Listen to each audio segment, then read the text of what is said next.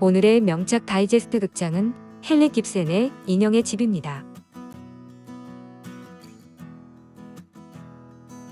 노라가 변호사인 헬머와 결혼한 것은 8년 전이었는데 그녀는 새아이의 어머니로 명랑하고 아름다워 헬머에게 귀염을 받았으며 그녀도 남편을 지극히 사랑하고 있었습니다. 남편이 중병을 앓자 노라는 남편이 질색할 것을 알면서도 요양비용 마련을 위해 크로그스타트라는 고리 대금업자에게서 1200프랑을 빌리게 됩니다. 당시 헬머는 개업한 지 얼마 안 되는 젊은 변호사라서 살림이 대단히 공공했는데 노라는 이 사실을 남편에게는 비밀로 했습니다. 헬머는 노라의 배려로 남쪽 지방에서 요양해 건강을 완전히 회복했는데 변호사를 그만두고 어느 은행의 중역으로 있게 되었습니다. 노라는 생활비를 절약해 모은 돈으로 빚을 청산할 작정인데 빚을 다 갚고 말하면 자신을 고마워하며 칭찬할 것이라는 즐거운 상상을 하며 불편함을 참아갔습니다.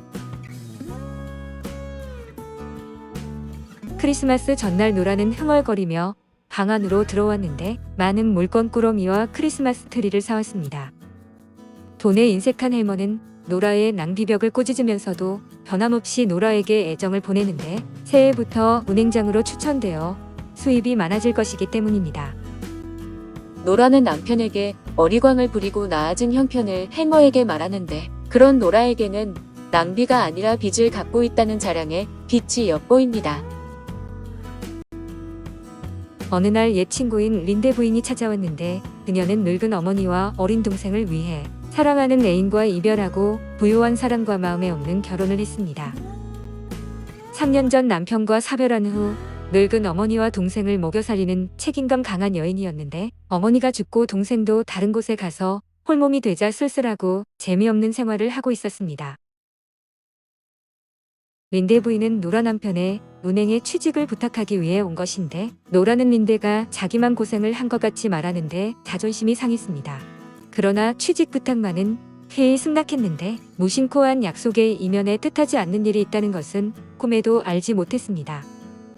린데 부인의 방문에 이어 크로그스타트가 찾아왔는데 그는 노라에게 돈을 빌려준 사람으로 현재는 남편 은행에 고용되어 있는 사람입니다. 부정한 수단으로 재물을 모았지만 버젓이 은행원 행세를 하고 있었는데 헬머는 그가 마음에 들지 않아 그를 퇴직시키려 하고 있었습니다. 크로그스타트는 면직을 면하려고 노라의 비밀을 무기로 노라를 협박하고 헬머의 마음을 돌리도록 압력을 넣었습니다. 법률에 무지한 노라는 꿈에도 생각 못했던 문서위조의 죄를 범했던 것으로 노라를 협박하기에는 충분한 무기였습니다. 딸이 사경에 빠진 아버지께 염려를 끼치지 않기 위해 남편의 생명을 구하기 위해 아버지와 남편을 위해서 한 희생적 행위를 처벌하려는 법률. 그것은 인륜을 벗어난 법률이야. 그러나 당시의 법률은 여성의 권리를 철저히 부정하면서 만들어진 것인데 노라는 남편의 생명을 위해 한 일이라 남편은 사회적 지위를 희생하더라도 아내를 용서하여 줄 것으로 믿었습니다. 그러면서도 노라는 헬머에게 크로그스타트의 복직을 간청하였으나 한마디로 거절당했는데 헬머의 도덕적 설교는 노라의 양심을 칼로 찔렀습니다. 크로그스타트는 도덕적으로 타락한 사람이여. 타락해버린 사람들 중 거의 모두가 거짓에 참 좋지 못한 어머니를 갖고 있었어. 노라는 그런 자를 위해 어떤 일을 주선하지 않겠다고 나와 약속해줘야겠어.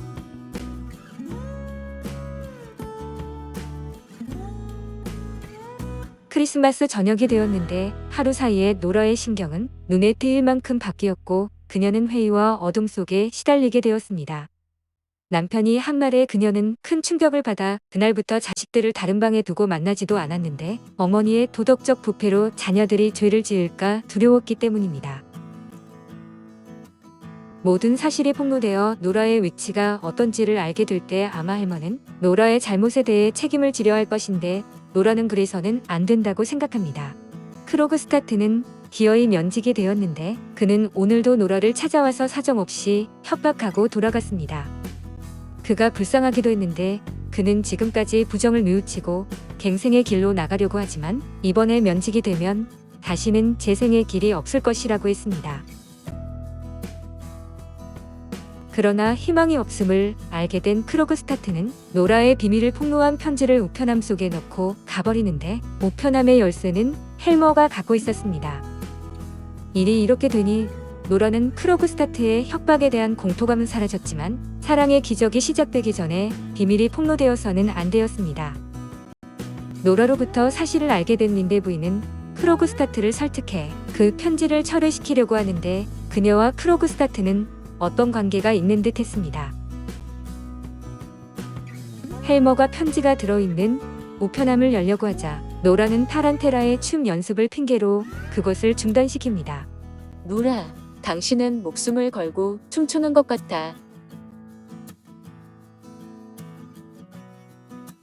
이튿날 밤 2층에서 가장 무도회가 열렸는데 린데 부인은 이곳에서 크로그스타트가 오기를 기다리고 있습니다.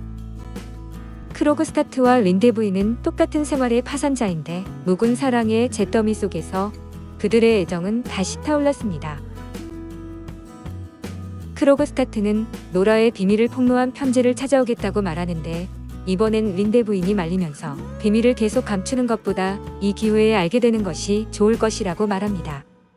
아무리 사는 것이 비참할지라도 살아가고 싶은 것이 인간이다. 노라의 옆 아파트에서 의사를 개업하고 있는 랑크가 곧자라는 말인데 랑크는 헬머의 옛 친구로 노라는 이 옆방 의사와 친하게 지내고 있었습니다. 그는 아버지의 방탕한 사관 생활 때문에 태어날 때 심한 음독병으로 척추가 상했는데 생활의 즐거움과는 등지고 무덤 속을 향하는 날을 보내고 있었습니다. 행복이 없는 그에게 젊고 아름다운 노라는 따뜻하고 귀중한 빛인데 오늘 밤 노라의 발작적인 타란테라 광물을 보고 죽음의 직전에서도 취할 수 있었습니다. 랑크는 자신의 죽음을 알리기 위해 약속대로 명함에다 검은 십자가를 그려놓은 후 떠났습니다. 온몸에 상처를 입고 생활에 시달리면서도 인생의 행로를 발견해 손을 맞잡는 크로그스타트와 린데 그리고 랑크가 떠난 후 헬머와 노라는 마주 앉았습니다.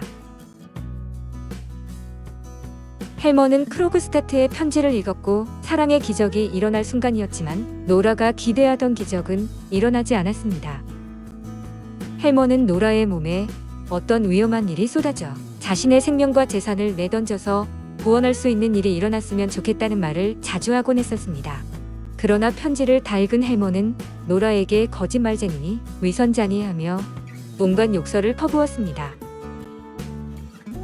그는 노라에겐 집안일이나 자식들을 맡겨둘 수가 없다고 했으며 사회적 체면도 있으니 표면상 부부관계는 유지하고 이 비밀만은 감춰둬야 한다고 말했습니다. 기적을 믿어오던 노라는 형용할 수 없는 절망감에 빠졌는데 크로그스타트로부터 두 번째 편지가 왔습니다.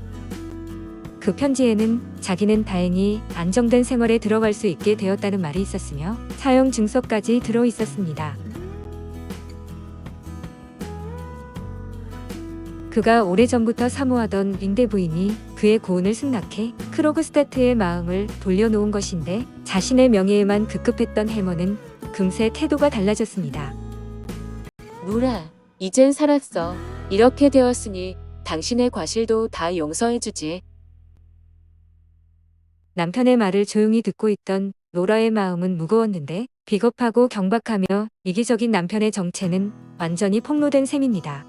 8년 동안의 결혼 생활은 그녀에게는 무의미한 장난이었으며 거짓이었는데 노라는 용서한다는 남편의 말에 대해 쌀쌀하게 응답했습니다.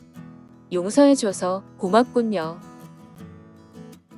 노라는 자기 방으로 들어가서 옷을 벗는데 뒤따라와 노라에게 무엇을 하냐고 묻는 헬머에게 말합니다. 인형이 옷을 벗습니다. 노라는 간소한 여행복으로 갈아입은 후 여행용 가방을 들고 나와서는 남편에게 자기의 결의를 침착하게 말하기 시작합니다. 오늘까지 8년 동안 나는 당신과 함께 살아왔습니다. 그러나 그것은 결코 행복한 생활은 아니었습니다. 단지 즐거웠을 뿐입니다. 당신은 나를 사랑해 주셨습니다. 그러나 그것은 인형을 사랑한 것에 불과합니다. 내가 어릴 때는 아버지의 집에서 인형과 같은 딸로 자라온 것처럼 당신의 집에서는 인형 아내로 살아왔던 것입니다. 우리들의 자식들도 우리들의 인형에 불과한 것이 아닙니까? 그리고 우리들은 인형을 갖고 장난하는 것처럼 서로 희롱했을 뿐입니다. 이것이 우리들의 부부관계였으며 나는 이제 내가 아내이고 어머니인 것을 믿을 수 없습니다. 다만 당신도 나와 같이 한 인간이라는 것을 믿는 것뿐입니다. 나는 이제 처음으로 깨달았습니다. 이제부터 진정한 인간으로 생활을 시작해야겠습니다. 노라는 진실한 생활을 찾기 위해 정든 가정을 버리려는 것인데 자기 의사에 따라 살아가는 인간으로 단 한 번도 인정받지 못한 그녀의 가슴 속에 처음으로 격렬한 자기 혁명의 폭풍이 불었던 것입니다. 이 폭풍 앞에서 가정이라는 껍질도 남편이나 자식이라는 정을 이어주는 사슬도 아무 의미를 갖지 못했는데 헬머는 노라가 미치지 않았냐며 타일렀으나 노라는 단호하게 말합니다. 나는 오늘 밤처럼 홀가분한 기분에 젖어든 적이 없습니다. 노라는 10년간이나 살아온 정든 집을 버리고 천천히 나가고 헬머는 그의 마음속에 한 가닥 희망이 남아있는 듯 외칩니다.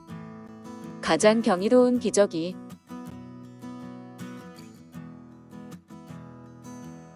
인형의 집은 노르웨이의 극작가 헨리크 입센에 의해 발표된 희곡입니다.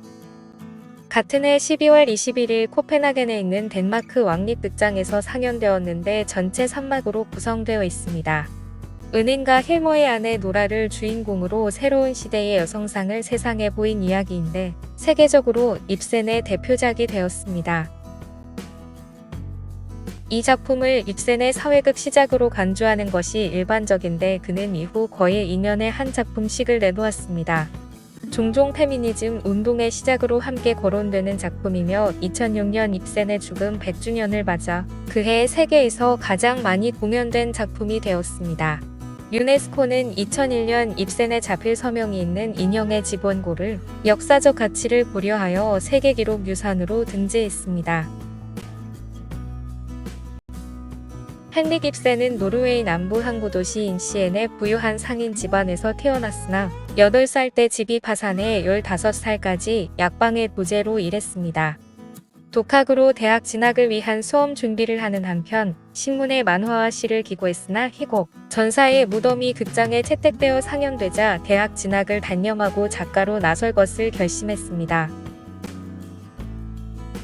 1851년 국민극장 전속작가 겸 무대감독으로 초청되어 이때 무대 기교를 연구한 것이 훗날 극작가로 대성하는 밑거름이 되었습니다. 1857년에 노르웨이 극장의 지배인으로 직장을 옮긴 뒤 최초의 현대극 사랑의 희득과 엉이를 노리는 자를 발표했으나 인정받지 못했습니다. 그 후 입센은 이탈리아로 가서 목사 브랑을 주인공으로 한 대작 브랑을 발표하여 명성을 쌓았습니다. 이후 페르 귄트, 황제와 갈릴레아 사람 등에서 사상적 입장을 확고하게 굳혔고 이어 사회극 사회의 기둥과 인형의 집 등을 발표했습니다.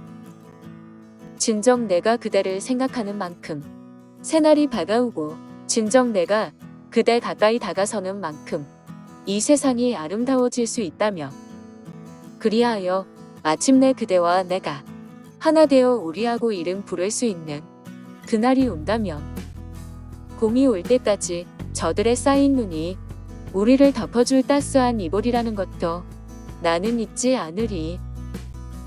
안도현, 그대에게 가고 싶다.